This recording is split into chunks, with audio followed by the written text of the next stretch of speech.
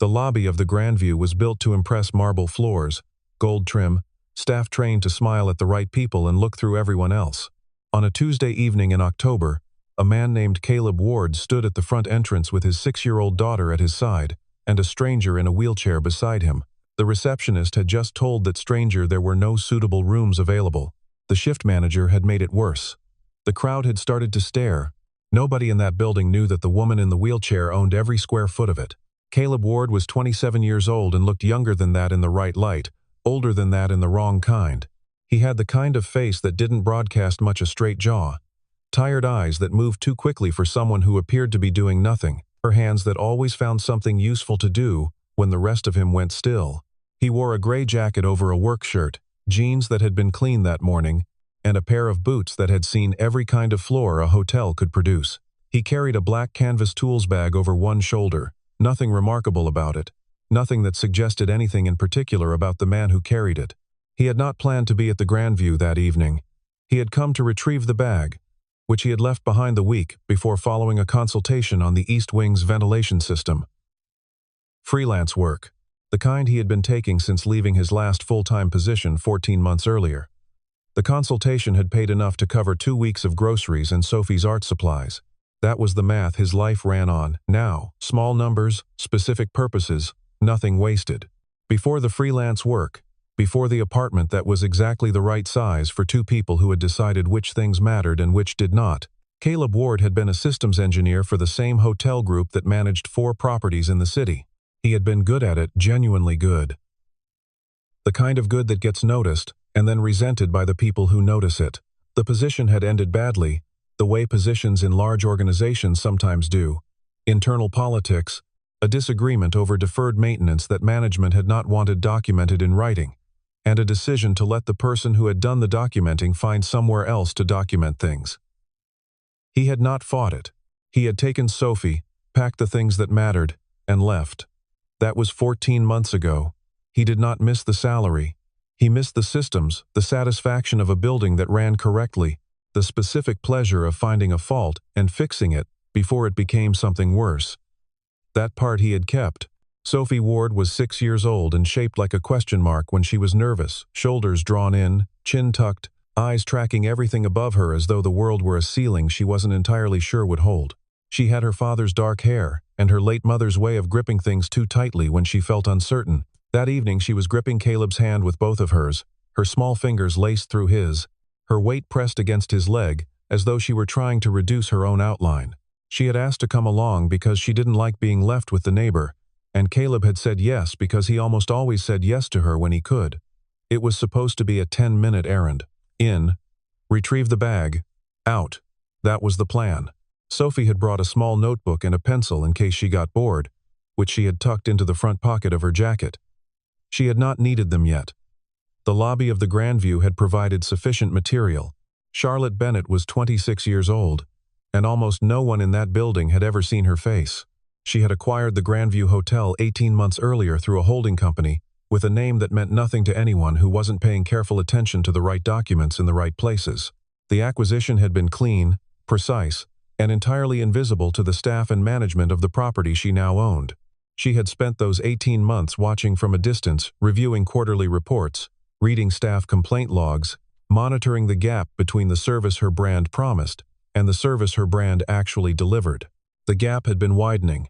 She had seen it in the numbers first, then in the details behind the numbers, the complaint categories that kept recurring, the maintenance deferrals that had been authorized and then forgotten, the pattern of reviews that described a hotel whose surfaces were impeccable and whose substance had been quietly hollowing out for years. She had been considering her next move for 3 months. That evening, she had decided to stop considering. She arrived in a hired car, dressed plainly dark slacks, a simple blouse, no jewelry that announced anything. She sat in a manual wheelchair, the practical kind that said nothing about wealth, and she had asked her driver to drop her at the main entrance rather than the side access lane marked with the blue symbol near the service delivery bay. She wanted to see what happened at the front door. She wanted to see what the Grandview looked like from the outside of its own assumptions. She had a reservation. She had made it herself, under her own name, through the public booking system 2 days earlier. Room 412. Accessible accommodation. Confirmed. She had the confirmation on her phone and had not planned to need it. She had been wrong about that. What she encountered at the front desk was a young man named Marcus who looked at her reservation, looked at her, and then looked at his screen for a long time before informing her there had been a system error. The accessible room had been reassigned. There were no other suitable options available at this time. He delivered this with the smooth efficiency of someone who had produced similar news before and found it entirely unremarkable, a small inconvenience, resolved by simply redirecting the problem elsewhere. Dylan Carter appeared before Charlotte had finished processing what she had been told. Dylan was the shift manager, 35, broad-shouldered, with a voice he kept calibrated just below commanding, as though restraint itself were a form of authority. He inserted himself between Marcus and Charlotte, with the practiced ease of someone accustomed to managing inconvenient situations before they became visible ones. He suggested, with careful courtesy, that the hotel's standard accommodations were not designed to meet every guest's specific requirements. He suggested there were other properties nearby that might be better suited. He said the word suited the way people say designed for when they mean lower. He smiled throughout, which was somehow the worst part of it. Charlotte said nothing. She watched him. She had a way of watching people that didn't reveal itself as watching her eyes stayed still. Her expression didn't shift, and the quality of her attention was invisible to anyone who wasn't specifically looking for it. She had developed this over years of being underestimated and had found it consistently useful. The lobby was busy. A Tuesday evening in October, conference season, 3 events running simultaneously in the East and West ballrooms. Guests moved through in clusters, business travelers, couples, a large group wearing matching lanyards from some corporate gathering that had taken over the mezzanine level since mid-afternoon. Nobody was paying particular attention to the front desk until the temperature around it changed. A child's voice cut through the ambient noise with the clarity that only a child's voice can manage in a quiet moment. "Daddy," Sophie said, pulling at Caleb's hand. "Why won't they let her in?" Caleb had been watching from 10 feet away. Tools bag already in hand. Already calculating the distance to the exit. He had registered the exchange the moment Dylan Carter appeared. The shape of it was familiar, and he had understood what it was in roughly 4 seconds. He had stood still for another 30, talking himself out of involvement. He was not supposed to be here. He had a daughter at his side and a freelance income that depended on not acquiring enemies in the buildings where he worked. He had learned what happened when maintenance contractors offered opinions in hotel lobbies. It never resolved cleanly. It always cost something. "Give me just a second," he told Sophie. He crossed the distance to the desk without hurrying. "Excuse me," Caleb said. Not loudly, just clearly. Dylan turned. The look he gave Caleb lasted about 2 seconds and accomplished a complete assessment. The jacket, the boots, the child, the unremarkable entirety of the man in front of him. "Sir, we're currently assisting a guest." "You're not assisting anyone," Caleb said. "You're turning someone away. There's a difference." The particular silence that followed a sentence like that, the silence of people recalibrating what they thought was about to happen, settled briefly over the desk. Marcus had gone very still. Charlotte's eyes moved, slowly, to the man who had just spoken. Dylan reset his posture. His voice dropped into the register of someone who had decided this conversation would conclude on his terms. "I don't believe you understand the full situation," he said. "This is a private matter between a hotel and its guest. And I'd ask you not to insert yourself." "She has a confirmed reservation," Caleb said. "Accessible room. You just told her there isn't one." "That's not a private matter. That's a violation of the Americans with Disabilities Act. Do you want me to be specific about which sections?" Dylan stared at him. "Who are you?" "Nobody relevant," Caleb said. "What's relevant is that you publicly denied accommodation to a disabled guest who had a valid reservation. That's the part that matters here." Charlotte had not moved, but the quality of her attention had shifted. It was now directed at Caleb the way it had been directed at Dylan, except that with Caleb it had acquired something different, something more considered. Sophie appeared at Caleb's side, both hands finding his again, pressing her weight against his leg. She looked up at Dylan Carter the way children look at things that confuse them, by being wrong with a directness that carried no judgment, but required no softening either. Dylan lowered his voice in a way meant to feel like accommodation. "Sir, this hotel serves a specific clientele with specific expectations. Our accessible accommodations have real physical limitations, and it isn't always possible to meet every guest's particular requirements. If you and this woman have concerns, the appropriate channels are available through the hotel's guest relations team, not the front desk. The appropriate channel, Caleb said, is the front desk you're currently standing at. That's what the appropriate channel looks like before it becomes a formal complaint, and then a lawsuit. A ripple passed through the immediate area. Several guests nearby had slowed. 2 members of the Lanyard group had stopped entirely. The chill that precedes public confrontation had settled over the lobby's front quarter. Dylan squared himself. I'm going to ask you both to either accept standard accommodation or clear the desk for other guests. Caleb didn't move. Your main entrance ramp runs at a gradient below the federally required specification, he said, as though continuing a different, quieter conversation. Your accessible restroom on this floor doesn't meet the lateral clearance standard on the approach side. The East Wing elevator has no tactile surface indicator at the base. And the accessible room you've told this woman doesn't exist, room 412, was unoccupied 5 days ago, because I was in this wing at that time and it was empty. Dylan went very still. How do you know the room number? Charlotte asked herself the same question. Her version carried considerably more weight. I pay attention, Caleb said. He had seen Charlotte's reservation on the desk display when he stepped up a habit built over years of reading information across counters and upside-down screens in service corridors. Room 412, confirmed accessible accommodation, Bennett, C. He had connected it without appearing to. Dylan took a half step back, not a retreat, exactly, but a repositioning of the kind that buys time. I'm going to involve security, he said. That's fine, Caleb said. Ask them to bring your ADA compliance file when they come. Dylan made the call. He kept his voice low and professional, which was perhaps the most instructive thing about him even now. Even in this, his primary concern was how it looked from the outside. 2 officers arrived within 90 seconds, both of them wearing the neutral expression of people who had not yet been told what kind of situation they were walking into. Dylan spoke to them briefly. One officer looked at Caleb with the evaluating patience of someone measuring whether a problem was large or small. The lobby had fully oriented itself toward the desk by now. The pretense of other business had dissolved. A woman in the Lanyard group was speaking in a low voice to someone beside her, and whatever she was saying was causing the other person to look up and pay attention. A couple near the elevator bank had stopped pressing the call button and were watching from a careful distance, the way people watch things they want to be able to describe later. Somewhere behind Caleb, a phone was being raised. He knew the gesture without seeing it. The slight shift of someone reaching for documentation. He turned and looked at Charlotte directly for the first time since approaching the desk. He had been largely talking past her in her defense, which was its own kind of problem, and he was aware of it. I apologize if I've overstepped, he said. Do you want me to back off? Charlotte looked at him. A specific, measuring silence, the kind that had nothing to do with the question being asked. No, she said. Keep going. Her voice was even, precise, and revealed nothing at all. Caleb nodded once. What followed over the next several minutes was not a confrontation.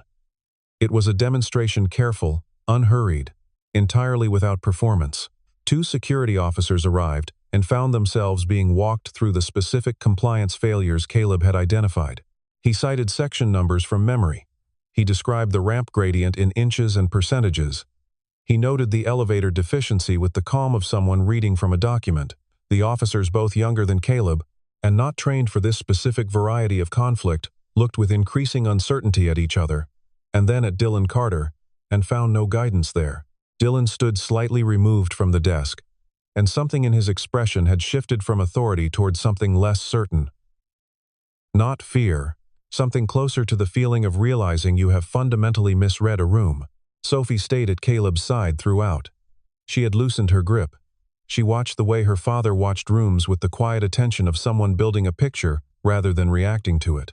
Every few seconds, she looked up at him, and each time she found his posture unchanged, his voice at the same even register, and she took something from this, a steadiness she could borrow, a signal that the ground had not moved. Charlotte watched the child. Then she watched the father. Then the child again. Something was happening in that lobby that had nothing to do with the argument at the desk, and she appeared to be the only person tracking it. The system failure arrived exactly when Caleb had said it would. He had noticed the fault while standing at the desk, a flicker in the overhead, lighting above the east corridor, barely a quarter of a second. The kind of thing most people would not register. He had seen it before.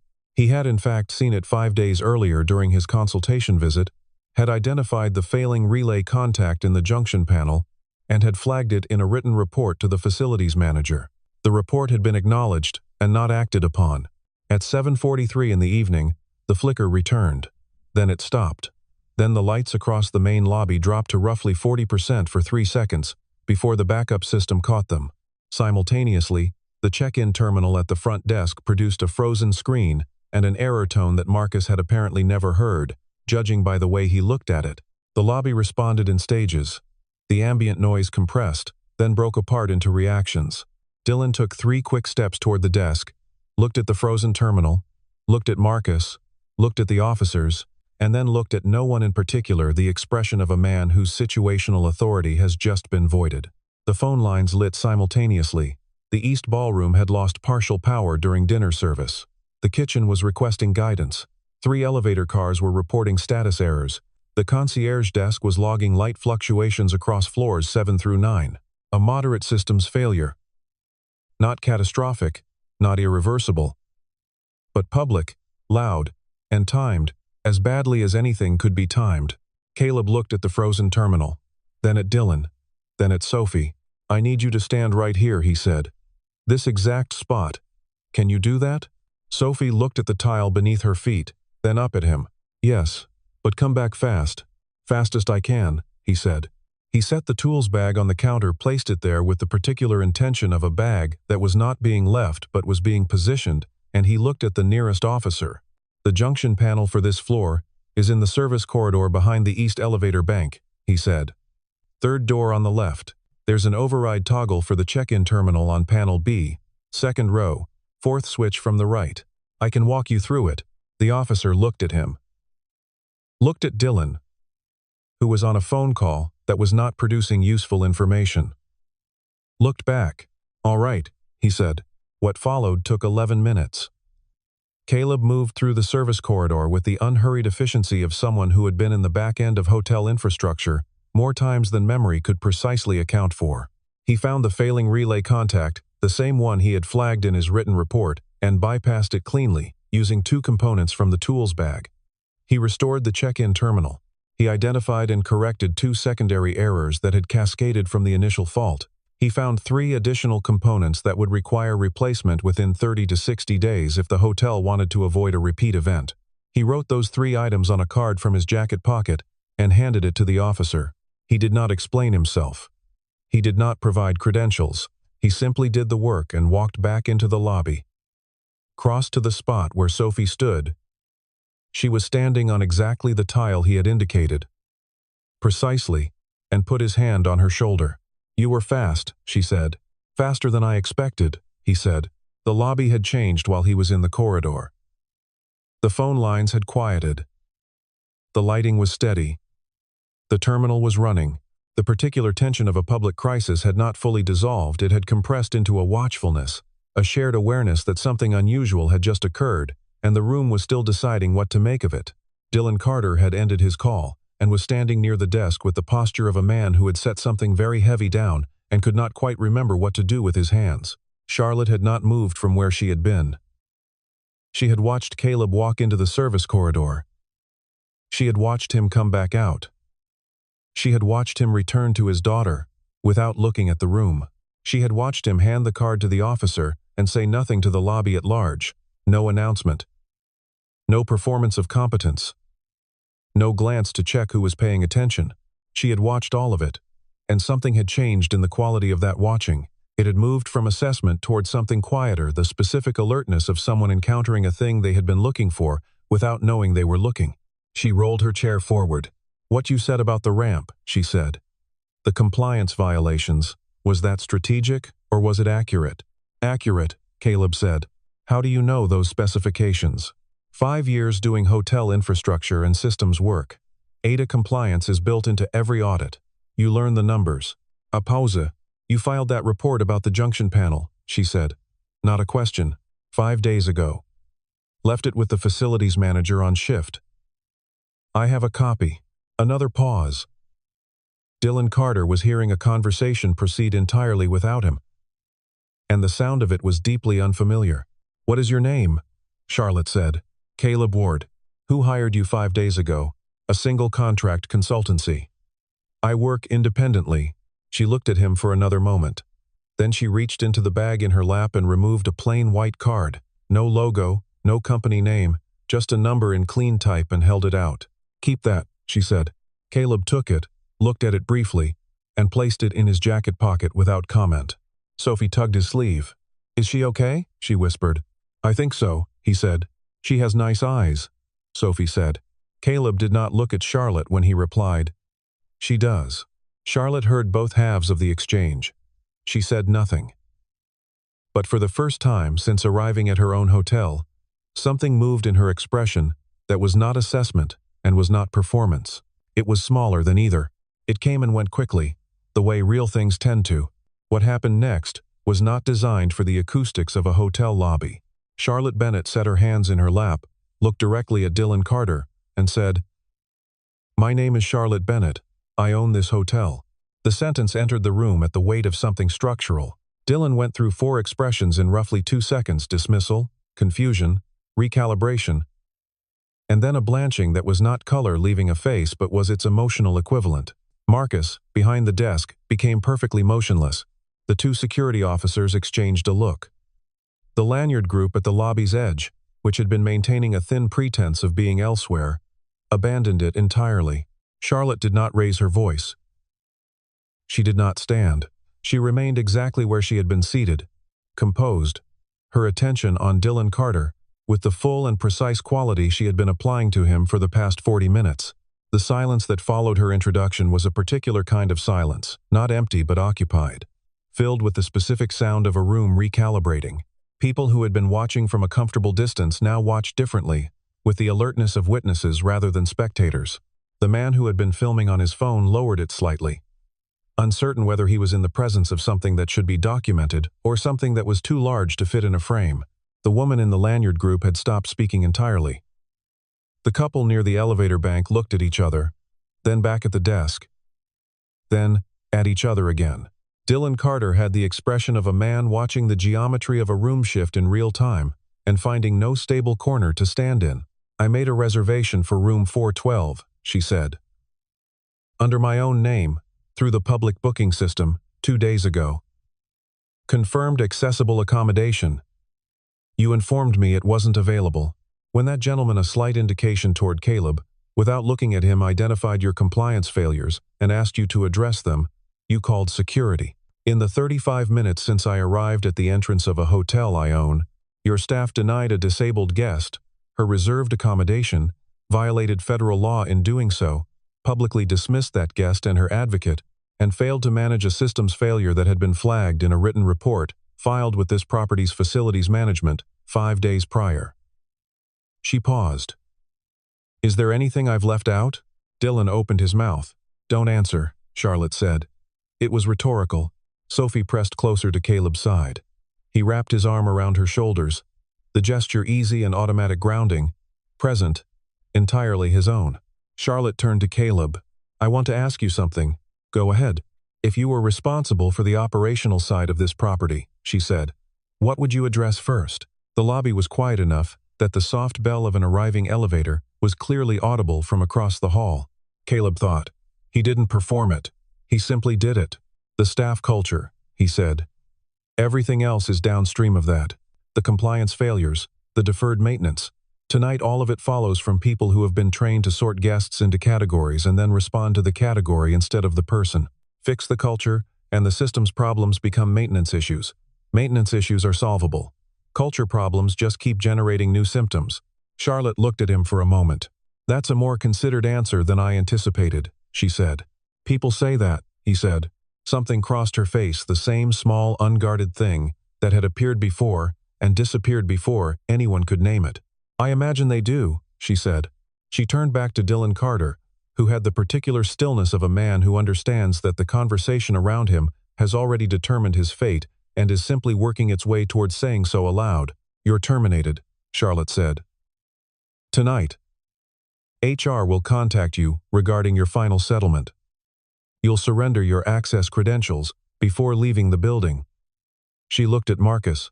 You'll be reviewed separately. I'd suggest that between now and that conversation, you think carefully about how this evening's events are best described in a formal account. Marcus nodded with the totality of someone who had never nodded more completely in his life. Charlotte looked back at Caleb. The report you filed 5 days ago, do you have other observations of this property beyond what you've mentioned tonight? Several. I'd like to see them. You can have them within 24 hours. She nodded. I'd also like to offer you a contract.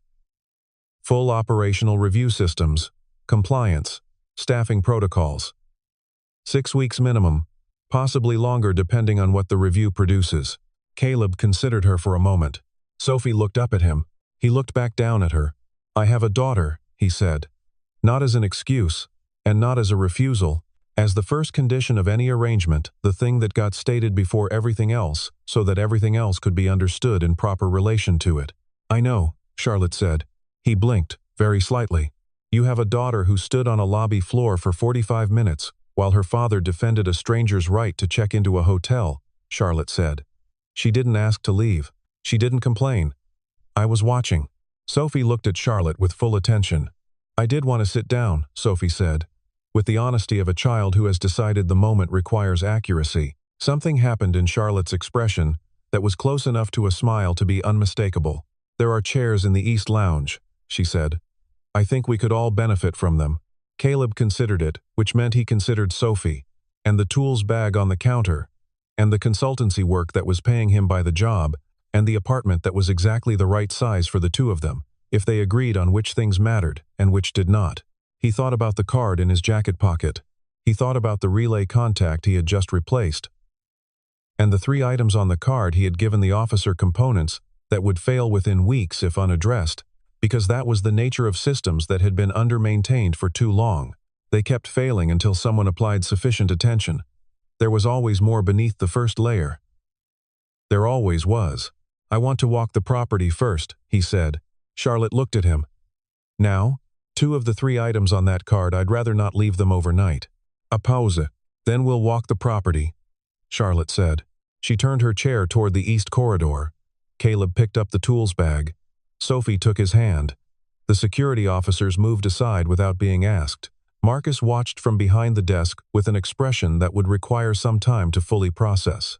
The Lanyard group, most of whom had witnessed the last 30 minutes in their entirety, parted and watched Caleb and Sophie and Charlotte move down the corridor with the attention people give to things they know they will be describing to others. The east corridor was quieter than the lobby. The lights held steady. The residual charge of the evening, the crowd, the failure, the confrontation sat behind them like weather that had already passed through. Sophie walked between her father and Charlotte's chair, holding her father's hand, her shoes quiet on the polished floor. After a moment she did something entirely her own. She extended her free hand and rested it lightly on the arm of Charlotte's wheelchair. Not gripping, just touching. The way a child reaches towards something she is trying to understand. Charlotte looked down at Sophie's hand. She did not move away, Caleb noticed. He said nothing. There were things that did not need to be spoken at the moment they happened.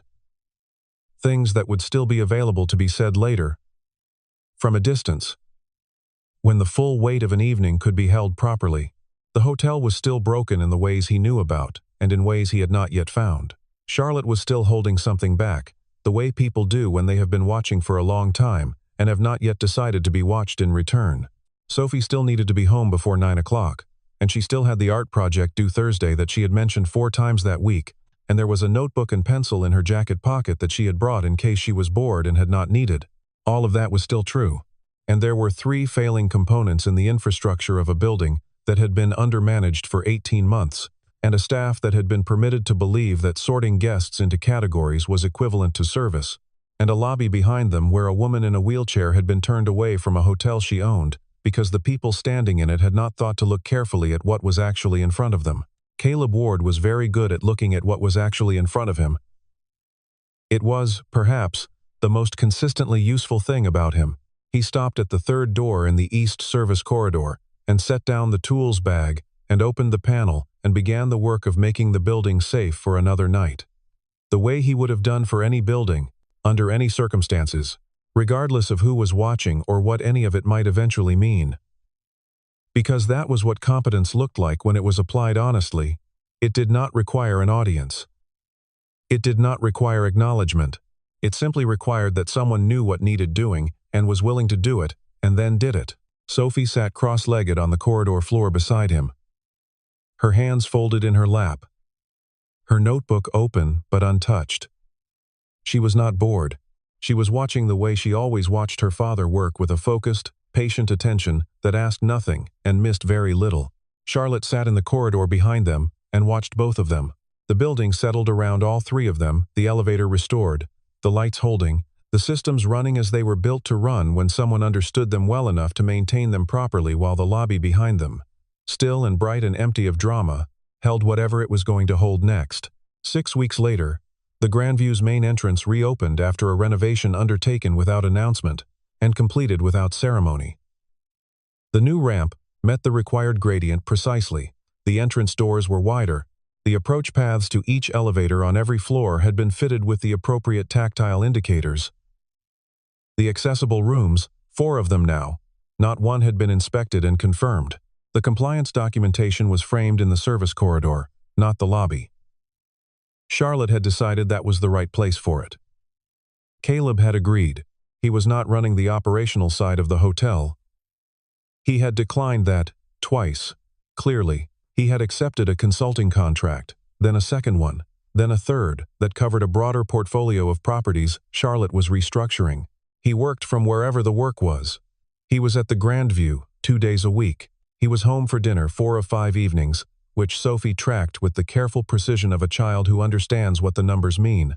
Sophie's art project, the one she had mentioned 4 times in October, with the quiet persistence of a child who will not ask directly for help, had been submitted on time and had received a commendation.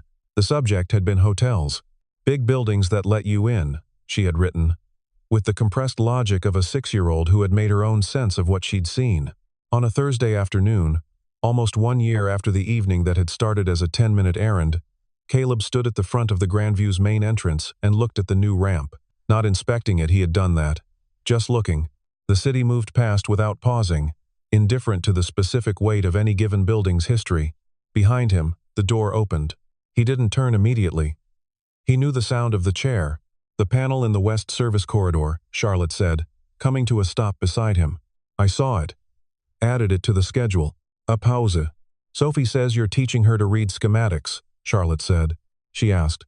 She's good at it. She's 6. She was 6 last October too, Caleb said. And she stood on a lobby floor for 45 minutes without asking to leave. He looked at Charlotte sideways. She's capable. Charlotte was quiet for a moment. Her teacher sent me an email, she said. Caleb looked at her. Sophie listed me as an emergency contact on her school form, Charlotte said. Apparently without asking you first. Caleb absorbed this information. The teacher was confirming the contact details, Charlotte said. She asked if I was a family member. I told her I wasn't sure yet. The city kept moving. A cab pulled to the entrance. 2 guests wheeled luggage past without looking at either of them. Caleb was quiet for a long moment. That's a careful answer, he said finally. I give careful answers, Charlotte said. He looked back at the ramp. The new surface, the correct grade.